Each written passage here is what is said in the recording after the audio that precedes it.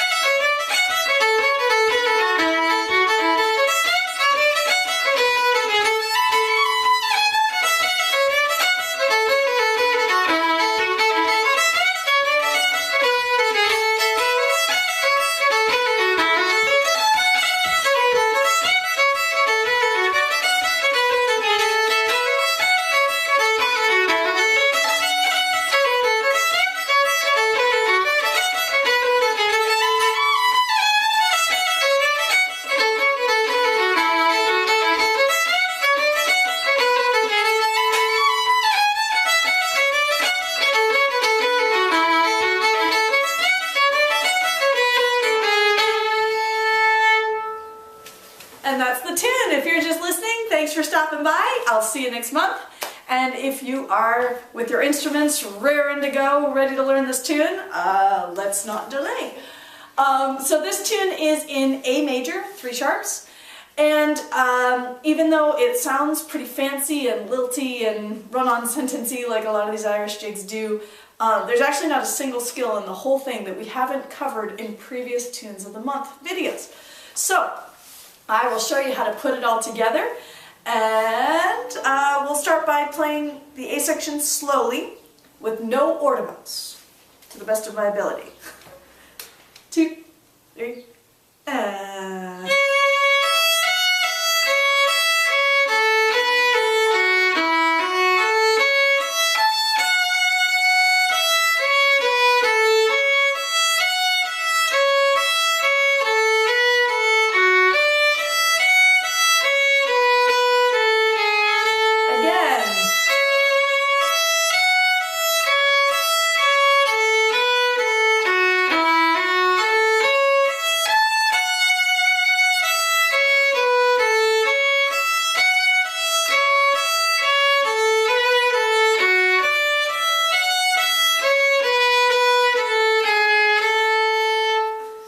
So you might have heard, if you were listening with your Tune of the Month toned ear, that that is actually a part 1, part 2, part 1 ending construction for the section. Like so many of the tunes we've done, so many of the tunes out there. So there's that beginning part, it does a little turnaround, it comes back to the beginning part, and then an ending. So if we break it down, I'll make it even further easy for you to put in your hand. In past Tune of the Months, we talked about listening for whether it's moving by scale or by skip. And you might, if you were listening for like that, you probably heard that this is kind of a mix of skips and steps. And you're right, a lot of the Irish tunes are like that. But rather than trying to come up with all these exception cases, what I find is that a lot of times when that's the case, what's actually happening is you are using, I call it a sieve scale, where you're just not using a certain part of your hand. So if you are playing this on violin or fiddle, for this whole A section, you're basically not going to use your 3rd or 4th finger. It's all open strings, 1s and 2s, except for 2 places you get a 3rd finger. And if you kind of add that sieve to your hand, you'll find it's a lot easier. You don't have to guess as much about where the skips and the scales are. So let's try it. Here's part 1.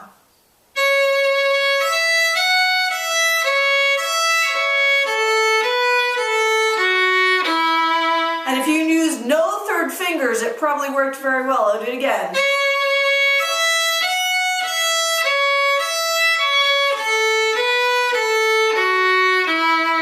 And you might have noticed I had a slur at the beginning to get that quarter note in. So, is it working for you? If you need to do it again, go ahead and rewind the video. You can play it as many times as you like. Here's part 2. Same thing, you're going to work your way up using your sieve, only 1st and 2nd fingers. Until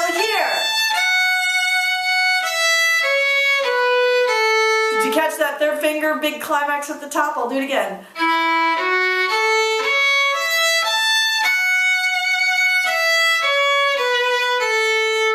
And right there, we're back to part one, only it's a little bit decorated. Instead of just having the long note on your second finger, you're going to play the whole A major arpeggio from the open string, like this.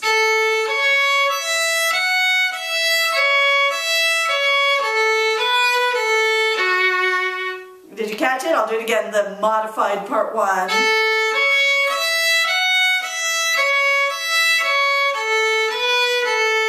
And now the ending starts with the other third finger of the section.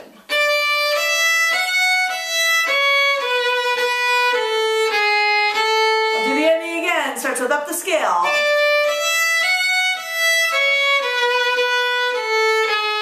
One more time, ending.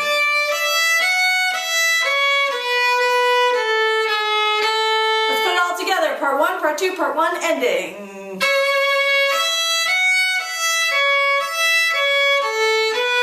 Part two.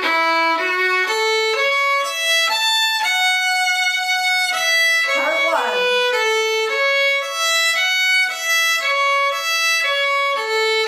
Here comes the ending.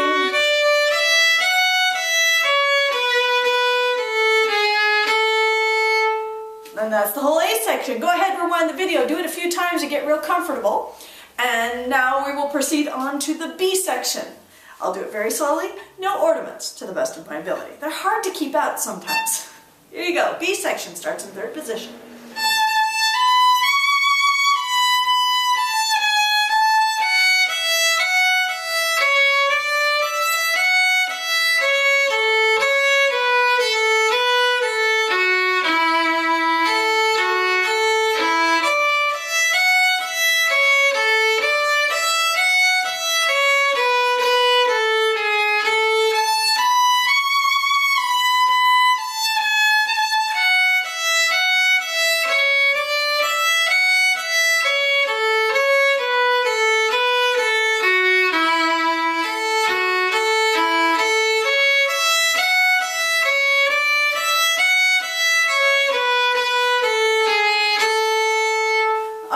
So a couple things you may have noticed with that. First of all, it has the same ending as the A section.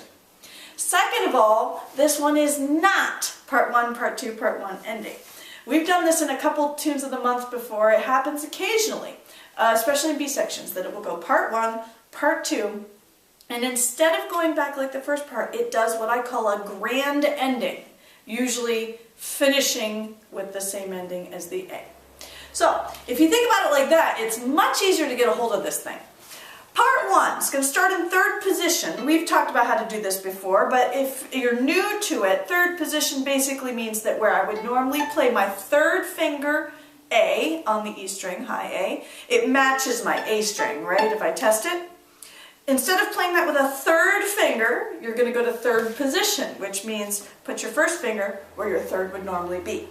If you want to know exactly where that is, just match it to your open A string. All right, and now you're ready. Part one.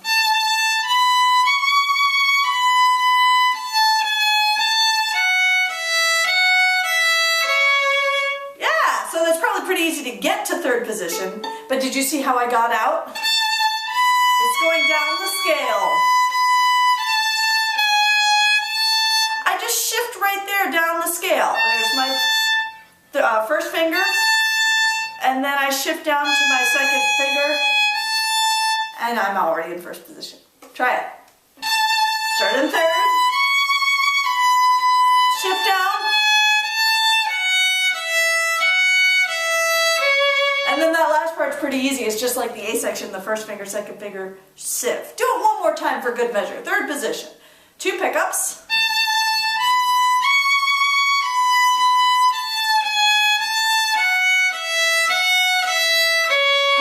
Is a lot like the ending.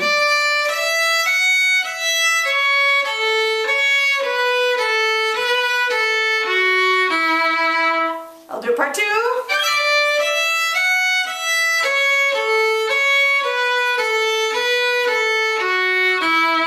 Right? A lot like the ending because it starts with that third finger and back to the sieve.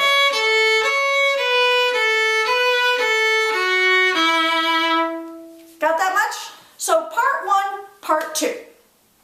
Now we've landed down here, we're going to do the grand ending. And it has a little noodly across the string sieve thing and goes into the A part ending. Listen. I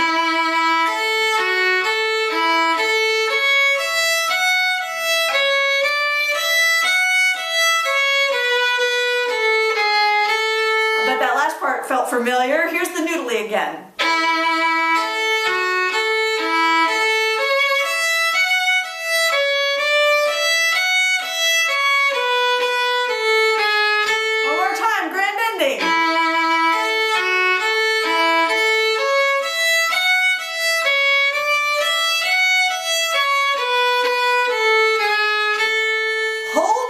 Get yourself to third position. It matches your open A.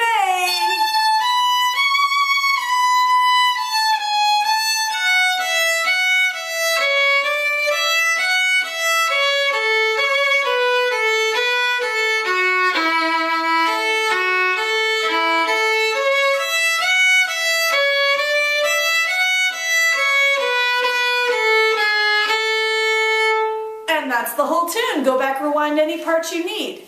So now that you've got the basic architecture, we got to put in some ornaments. Well, it's an Irish jig. You know that anytime you've got one of those long notes just sitting there, that's a great opportunity to put in a roll. So if I'm in the A section,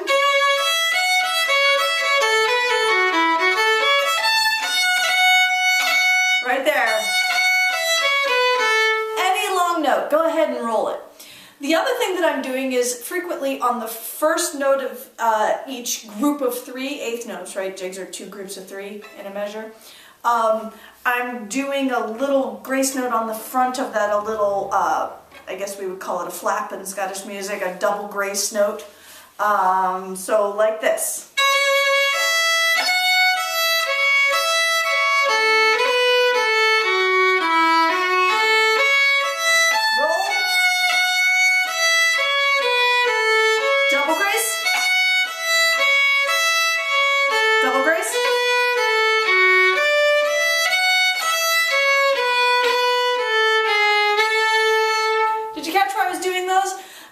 Happen to be my favorite to do them on, but you really could do it any group that you wanted, so experiment.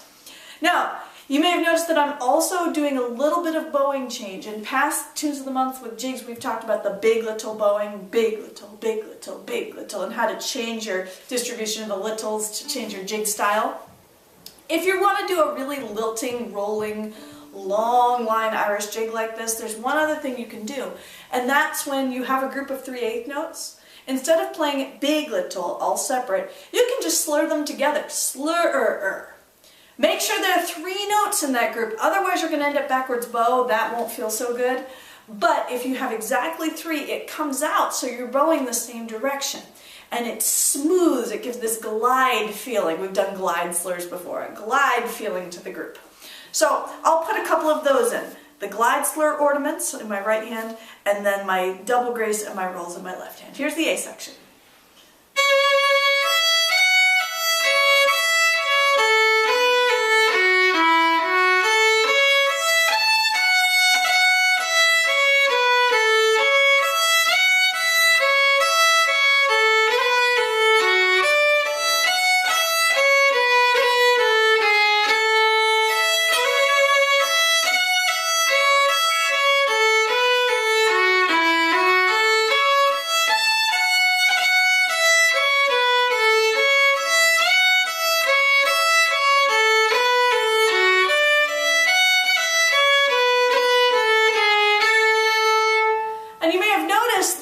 In the 2 times I did it, where I placed the beginning of the group grace notes here and where I placed the 3-note slur was always changing. I didn't do it the same time, the same place both times. And that's because they're both decorations. They're not meant to be cemented into one group. You may have a favorite, but it sounds way better if you mix it up. So play around with where you want to put those. I'll do the same with the B section to show you how I handle this. Again, same principles. I might put in a 3-note slur for a group. I might put in a little double grace note with my left hand at the beginning of a group. And any long notes, of course, I'm going to roll.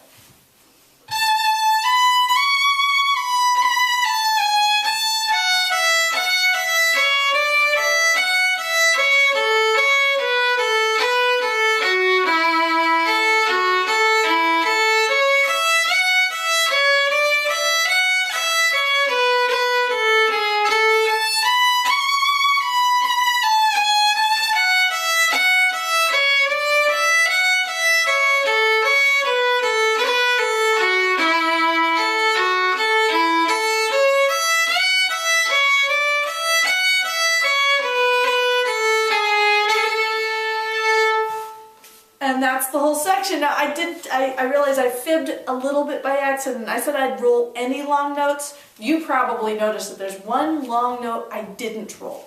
That's the beginning, the grand ending. And that's a little bit of personal taste, but to me, when you've had a jig that goes doopa-doo, doopa-doo, doopa-doo, doopa-doo, ba-dee-dee-doo, suddenly lands on a long note, I like to leave that unornamented because just by itself, it makes such a statement. So that's my personal taste, but you know, go ahead and roll it if you want. You certainly have time. So, bottom line is, this is a great tune to play around with. Use your skills of where you can grace note, where you can put a grace note slur, an ornamental slur. My nomenclature is getting a little fuzzy for that, but you know what I mean. A slur that you can move around and create that glide feeling. It's a great tune to play with, and just enjoy. If you would like to see the dots for this, which at this point you shouldn't need, the dots, the sheet music, I do send out sheet music as a very special thing for anybody who's subscribed to my email newsletter. The Tune of the Month sheet music will arrive with the email newsletter every month. So if you're subscribed, you'll get the music for this and any other future tunes of the month, should you like to have that. You can jump on my newsletter at my website, www.mariblack.com, and find all the tunes of the month, and hopefully I'll see you out there. We can jam this one together. Thanks guys, see you next month.